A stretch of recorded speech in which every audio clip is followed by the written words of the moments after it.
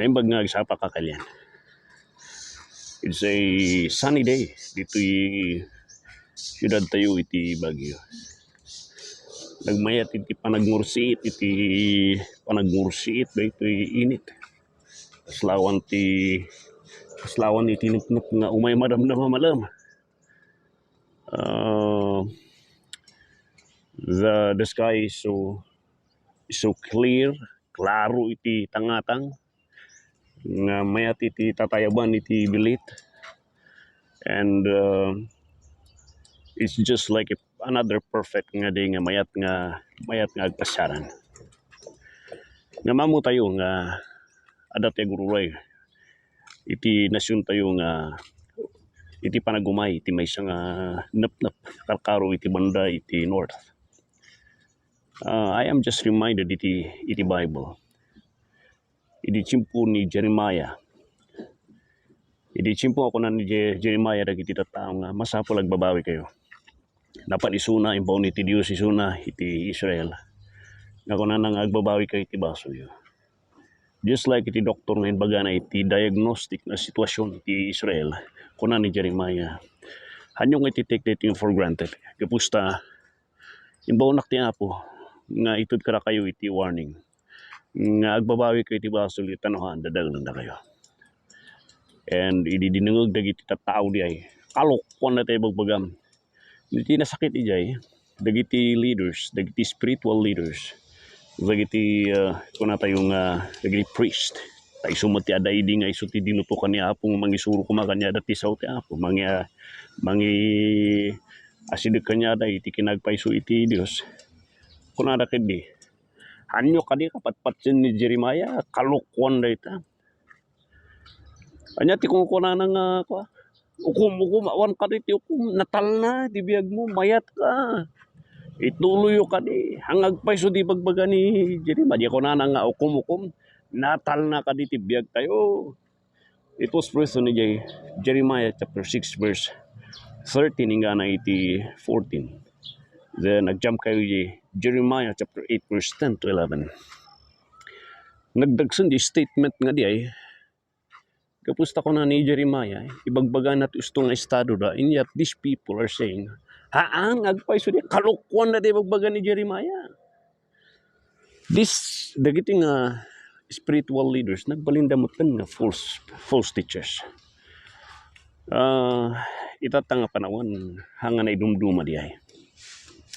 Kapusta, there are many people tata, even religion, nagaduti na bangon tatak nagiti mga kasaba nga ibagbaga nga awan ti dusa. God loves you, God loves you, God loves the world. Awan ti dusa. We are all God's children. May samot lang ti papan awan ti impierno, lukluko lang data, maususar lang data nga pangbutbutan. Dahil ti nagbaling nga minisahi ti panawon tayo. And later on kung naragiti tao nagmayat mo tayo nga minisahi, kasla nga tangatang nagmayat nga awan iti problema nga umay.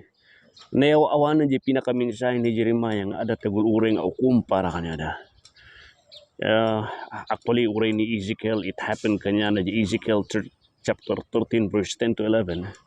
Yan bigay ni Ezekiel iti minsahe, iti repentance na iti nga tao. He gave them the charge, the warning, the Lord will judge the kayo no hanggang nagbabawi. Nam dagiti tattao dagiti propeta dagiti false teachers idi, dagiti leaders idi. Haan kadingag paiso daytoy bagpagana kalukon Ezekiel. Lukluko lang dayta, natal na tayo awan ti problema. Layat iti Dios, nasi iti Dios. God will bless you more. Yan ko na ni Ezekiel, makibtot kailangan agtinag iti tudo. Matibag dagitari tining ulyo gapus ti layos. Dadaulan na kayo iti Diyos. Isong ko na ni Apo, agpanunot kayo iti askas tayo. Agpanunot kayo, kakadwa. Agpanunot kayo iti estado iti sangwanan iti Diyos, gapusta. Maukum kayo iti sangwanan iti Diyos, no han kayo agbabawi. Dahito iti minsay kada tayo, kita nyo dahito tangatan tayo. It is as the same thing na, kasla nga mayat. Kasla nga maipakpakita na, nagmayat iti aldaw. Awan iti umay, nganap-nap, manamdama malam. Madamdama malam, it was presented nga may tinapnap, may iti typhoon. And we need to get ready. We need to secure dagiti balay tayo, dagiti tarakan tayo, dagiti security kasapulan tayo, ag market, tapno dati kanan tayo, tiday tinapnap nga dati, agpakpakasyak kakadwa, kakailyan. Dahil tingal daw, dahil tingal mensahe na nagpintas nga panahon, ipalpalagip na kada tayo. Dahil kaslang awat tinap ng urayan tayo. It is just as the same message, iti ukom iti Diyos, where God said, amin nga nagbabawi ti basol nakat ukuman iti Diyos.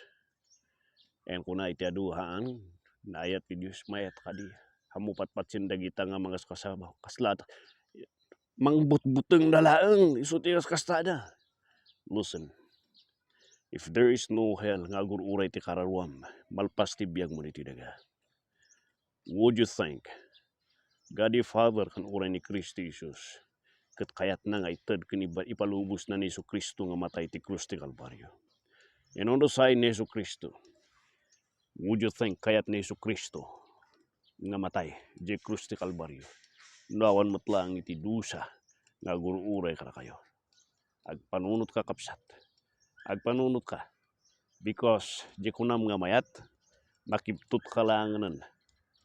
Iti kararuam, mauyos ka, matinag ka, may sina ka iti baybay nga gapapoy.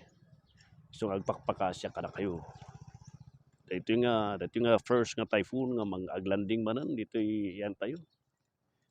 Adamo ti typhoon nga may tinapalabas, ng tatakat dito diretso nga tamana iti north, dito iti panunutan tayo. May this occasion, situation, remind you, itihan nga may tantan, han nga may lembeng, kanda iti sigurado nga matumpal, nga panangukom iti Diyos, kadag iti amin nga hangag babawi iti basol na, kental kanda, awatan da ni Jesu Kristo, nga manubot kan mangisalakan da. God bless you kapsat kan ni Apo ti mga iwan kada tayo, iti da iti nga mayat nga aldaw, ket panagsagana tayo habang awan pa iti typhoon. God bless you.